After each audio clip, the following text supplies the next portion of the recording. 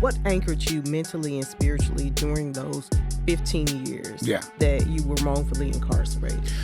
That's a great question, and I'm going to go with my spirituality. I'm going to say two things. I'm going to say the Joseph and the Elijah. So Joseph being, because I grew up under the church, we were taught to believe in what we were given. And I will say that the average person has faith, but most have never been in a situation to whereas they had to use it.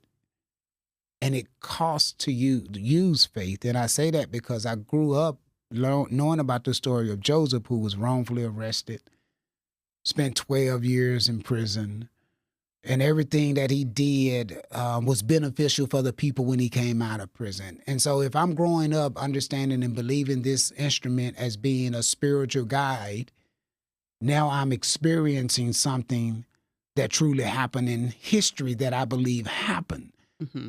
And I must believe that if this spirituality of God really exists and he helped this person back then I have to believe that that trust, that faith is still active now.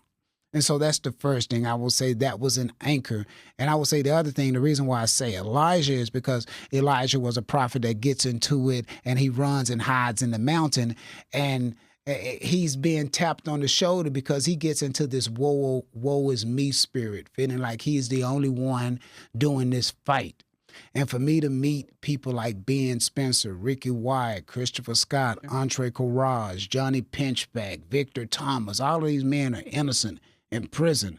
So it was the encouragement of seeing other people experience not only incarceration, but incarceration wrongfully, that those were my anchors.